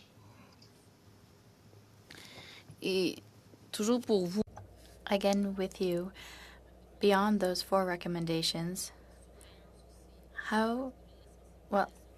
beyond awareness, we probably also need to increase surveillance. So how should that be strengthened with police? Do you have more to elaborate on that? Thank you so much. So with regards to surveillance, there's 2 points to keep in mind over here. Number one is the high cost of surveillance. Surveillance is very, very, in cost effective, very, very expensive. So we have to look at other avenues in order to get information when needed. And then number two, the basis of a relationship, if information is shared both ways and support is provided both ways, naturally information that may be imperative for law enforcement will be provided, because communities recognize that it is in their best interest to provide information to law enforcement and to agencies, because it's only going to serve their interests. It's only going to serve their own protection. But that information needs to come from a place of safety, comes from a place of equal platform. And this is why, one of the examples I like to give in my presentations is almost of a bus being driven. In the pre-criminal space, the community leads the bus and drives the bus, and law enforcement takes the back seat and just supports the Muslim community, or communities in general, rather. And in a post-criminal space, or when criminality has taken place, then law enforcement, leads the way. They drive the bus, and the community is there in a supportive role in what is needed. So that collaborative approach where everyone is equal and on the same page is very, very important. But that can only be done with relationships being built on an equal platform. So the key over here is the collection of information, and not so much so the focus on surveillance itself. Merci beaucoup. Thank you very much. Now, I'll turn to Mr. Hashim. Of course, you've talked a lot about the research you've done. I'd like to know, what have you learned, particularly on the opinion of Canadians regarding hate online and radicalization? Do you have data on racism and extremism? Thank you very much for the question. Yes, we've done a number of surveys in regards to online hate, in particular, whether or not Canadians are in favor of supporting online hate legislation and their experiences of facing online hate. I think some of the more striking numbers that come to bear from that research is who are the victims. The number one victims of online hate, according to the research that we have, are women, women of color, and youth between 18 to 30 years old. Those are the number one targets of online hate. They experience more hateful content, more misogynistic comments, more racist comments than anybody across the spectrum. There's also a tremendous sense of disappointment in terms of what our communities expect the online experience to look like and what they are experiencing, and a lack of confidence that the space could be provided in a safe space. However, seconds, there is please. there's significant support to see greater legislation in this environment because people want that place to become more safer. Mr. McGregor, I now turn the floor over to you for 6 minutes of your questions. Thank you very much, Mr. Chair, and thank you to all of our witnesses for helping guide our committee through this study. Mr. Aziz, I would like to turn to you for my first question, if I can. I was present as a member of Parliament in the 42nd Parliament, and I remember the furor over the debate involving Motion 103 that was using the term Islamophobia and calling it out for what it is. And it always struck me as very strange where we have a general acceptance of what the term anti-Semitism means, but the word Islamophobia created just such an uproar and furor. I guess what I wanted to know from you, sir, is what has been the legacy of that very charged debate on Islamophobia for the Muslim community? Like, where are we at now in the years that have passed since that debate? Thank you so much for your question. And I think it's important to highlight the different perspectives with regards to this debate. So one perspective of this debate is that we need to call it out for what it is, which is anti-Muslim hatred. It's not this, fear that people have, but it's clear, targeted against the Muslim community, and it should be called anti-Muslim hate.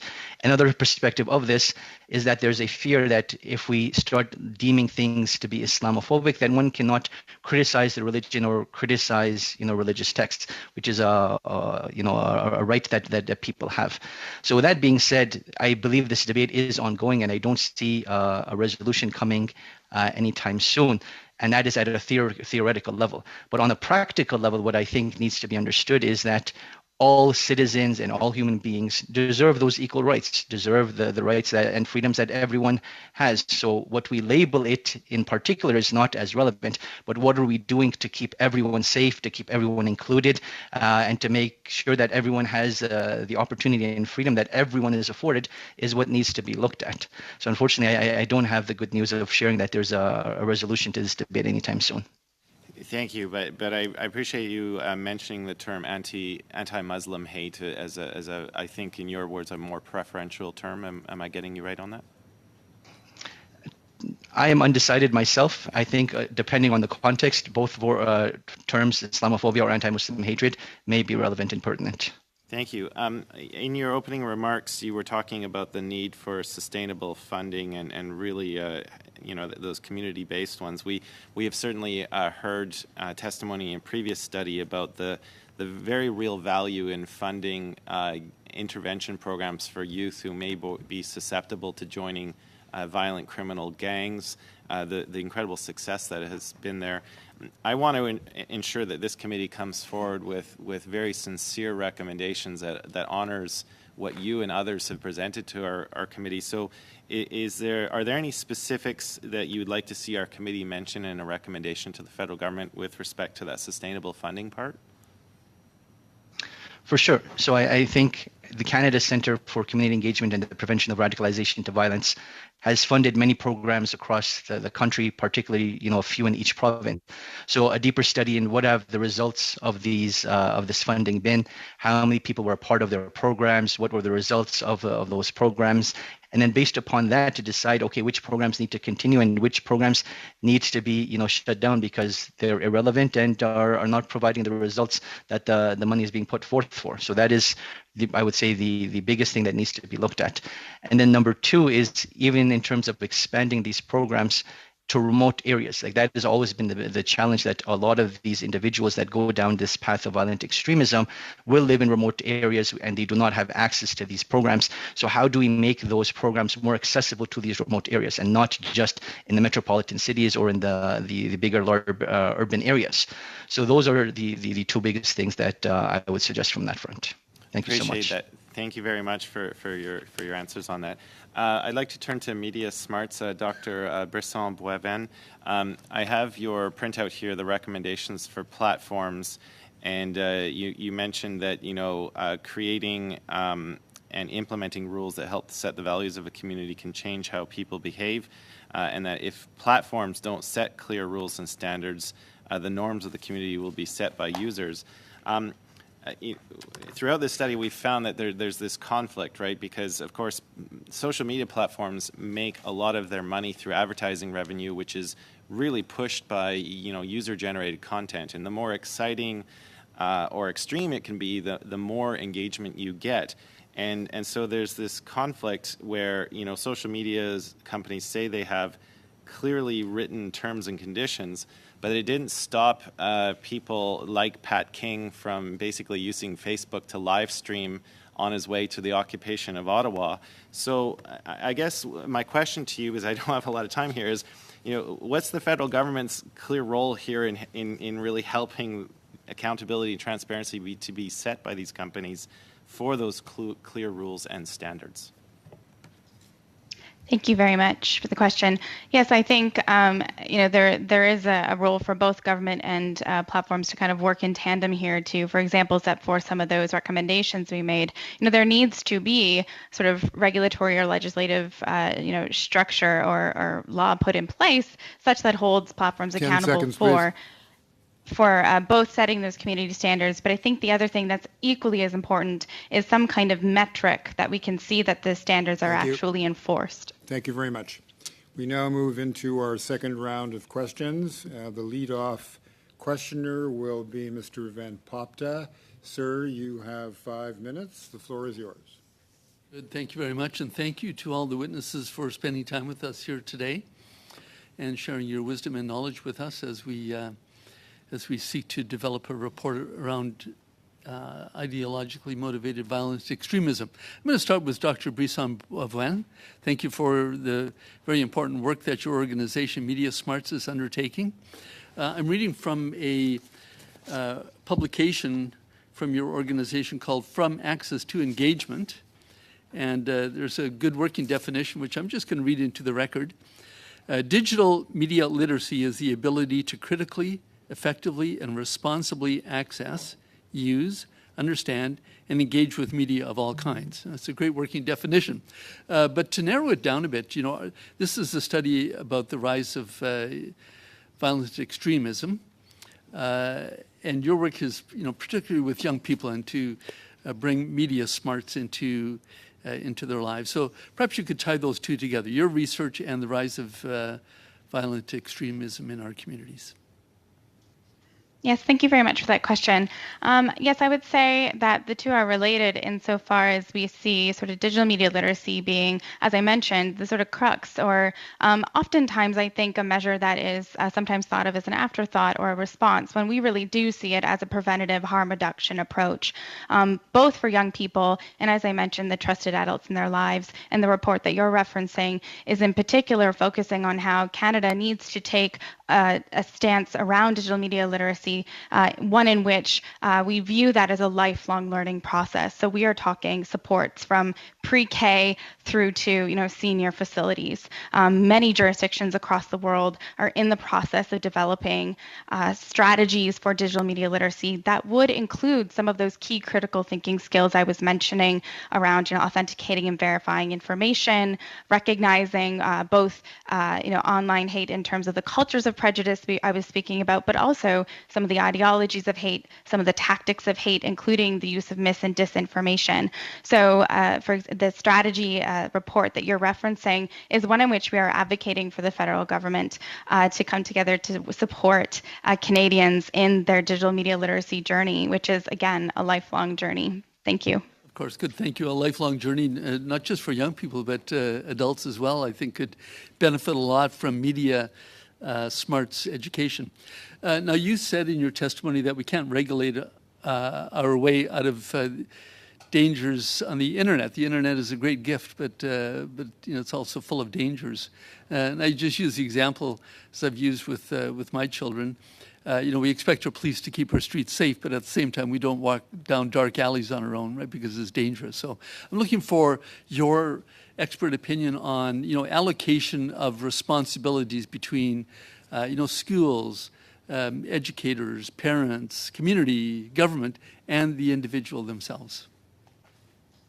Yes, thank you very much for the question.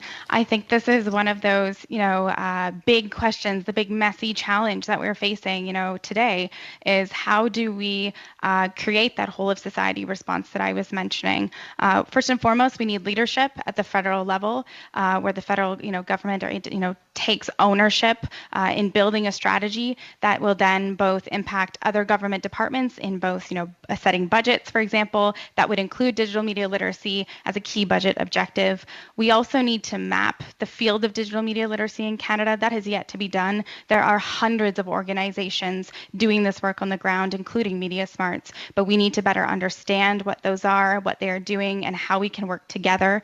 That also informs, the comment I made just now about budget, that we need to create funding of this work that doesn't pit these civil society organizations in competition with one another, but allows us to work together in synergy to combat these various issues, including, the variety of online harms that we've all been talking about, but of course, ideologically motivated violent extremism as well.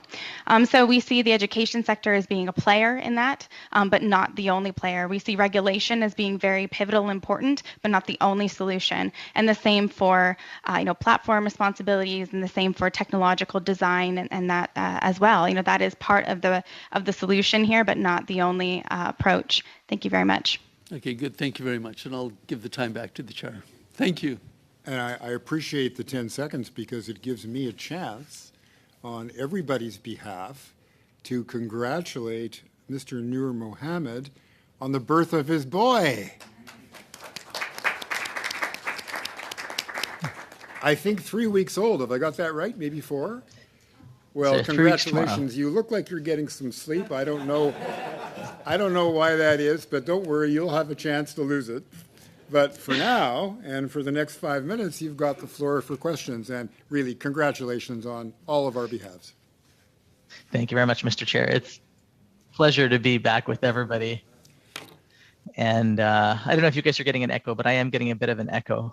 But I think it's better now. But it's great to be back with everyone. I want to thank the witnesses for the testimony this morning, and my colleagues for allowing me to come back for a little bit today.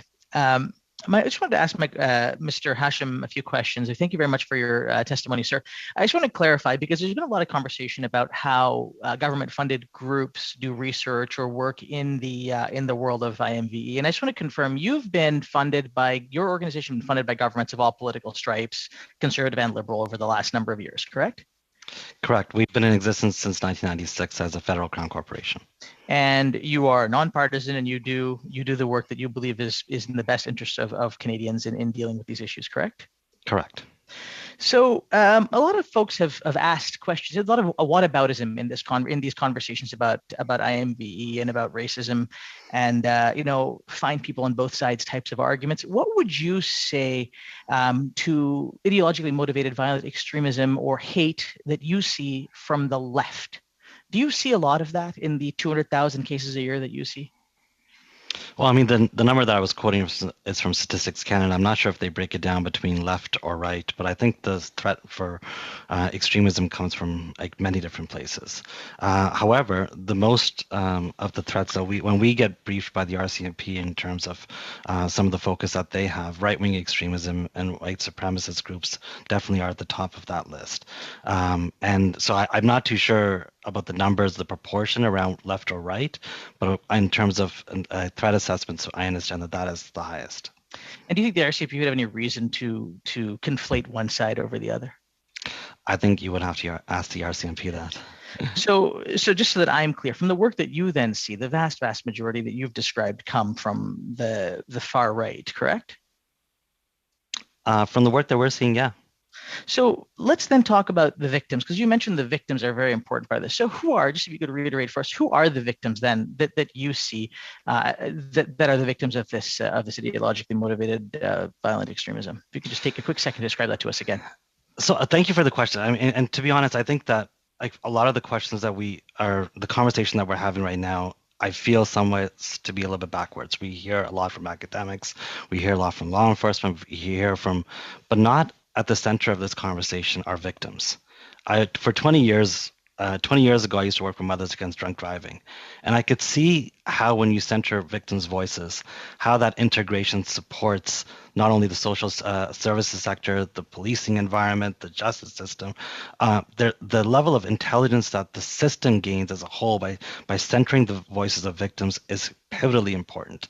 So who do we see as victims? As I said, in terms of online hate, we've seen women of color, and particularly young people as those who are being targeted the most. But hate is an evolving target. I think sometimes you would see Muslims, sometimes you would see members of the Jewish community. The highest have typically always been Black and Indigenous communities, and now you see anti-Asian racism rising in very high levels. So I think it evolves over time.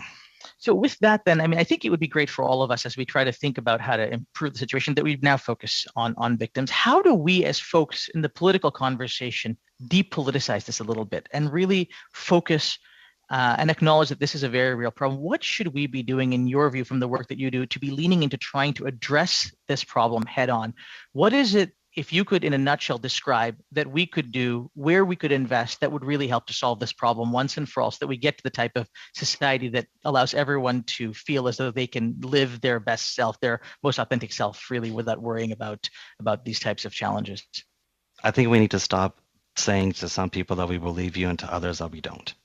And by doing so, I think what we need to do is focus strictly on victims and to hear where their perspectives are, and to actually believe them. And that doesn't come just from saying, okay, well, I believe you or I don't believe you. I think that when we create a system to support victims, and we've seen really good examples across this world, particularly in Germany, that is now being exported to the OECD. Understandably, their context is significantly different. However, I think that there's ways that we can reframe our social services infrastructure to support victims of hate that could have tangible impacts, not only in determining who a victim is, what a victim feels like, what the supports need to be like, but in terms of having the system as a whole acknowledge the wrong of what is happening. And I see a number of components to this. I think this Mr. Aziz had pointed towards the sensitive and respectful treatment of hate crimes victims. There's real need to be able to understand that you can't just if you want people to go to the police to report it, there's real specialized needs to be able to address hate crime, and I think that victim support is a key and pivotal portion for that response. Thank you very much. I would now invite Ms. LaRouche to use her 2.5 minutes whenever you're ready. Merci beaucoup. Thank you very much, Mr. Chair. I'd like to congratulate my colleague who has been a parent for 3 weeks. Now I've been a parent for 3 months, so we could talk about our fatigue sometime. Congratulations. I'd like to come back on Mr. Hashim's comments. I've heard that you've seen a gap between urban areas and rural areas. Do you have more recommendations on how to fill that gap between cities and more rural areas? Was that to me or to Oui, Mr. Yes, Mr. Hashim, if you have a recommendation, or Mr. Aziz as well. I mean, I think there's a real divide in terms of when we look at police forces who are responding to hate.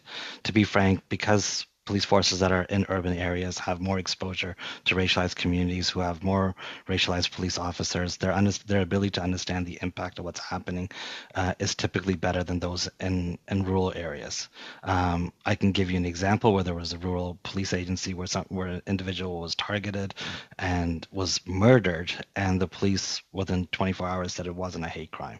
Then they went back after listening to the community to say that they're going to investigate it as a potential hate crime, but the harm was already done, where that community was told that, look, yes, one person was targeted, yes, one person was killed, but that we don't think it was hateful, was done in haste, and that actually had real repercussions on that community. So I think that in terms of responses from rural versus urban, I think the urban ones are more developed. Part of the work that we're doing with our task force is to create national standards around investigations and help those rural agencies that don't have the resources or hate crimes units. And I'll give you an example. London, Ontario, where 4 people were murdered, today has 1 person as a hate crime unit. I'm not even sure if that job has been filled yet. So there's a huge divide across Canada in terms of rural and urban responses to hate, and I think that creating national standards and being able to support the small local police jurisdictions is an important intervention from where our work is going to hopefully contribute towards. Thank you very much, Mr. You've got, so you will take us home today. It's all yours. Okay, taking us all home. Thank you, Mr. Chair. I'll direct my last question to Dr. Brisson-Boivin. You've talked about how it's really important for websites or apps or social media platforms to have those clear and easy to use tools for reporting unacceptable behavior. And we've also seen examples, like I remember during the height of the COVID-19 pandemic, there was a lot of misinformation being spread about the nature of the pandemic, its source, whether it was even a serious pandemic or not. And I remember particularly on Facebook, whenever COVID-19 was mentioned, a little disclaimer was posted at the bottom of each post that would direct people to factual information. Can you maybe comment a little bit about on that specific example? And do we need to have similar ones? Like if there's a post that's alluding to white supremacy, is anti-Semitic in nature or something, do we need to have little educational tools that point people to a verified true source on those things? If you could just expand on that point, please. Yes, thank you very much for the question. I'll try to keep my comment brief. Yes, when we think about technological responses, platforms tend to respond in terms of affordances, exactly what you've mentioned, design fixes around, for example, this is labeled a piece of misinformation. We could entertain the idea of labeling something, hateful or against community standards. And I think that's a good starting point. However, we need to ask ourselves, what then? What happens when we say to a person, this is a piece of misinformation, this is hateful content?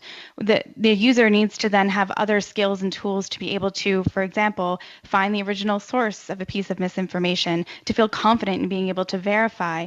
And similarly, I think with online hate, what then? What happens after we flagged for them, this is a piece of hateful content? So from our perspective, I think, again, those are helpful, but they aren't the sort of end of the story. I think we need other, again, tools and critical thinking skills that will allow people to verify, authenticate information, and or respond to online hate. Thank you. Thank you, Mr. Chair.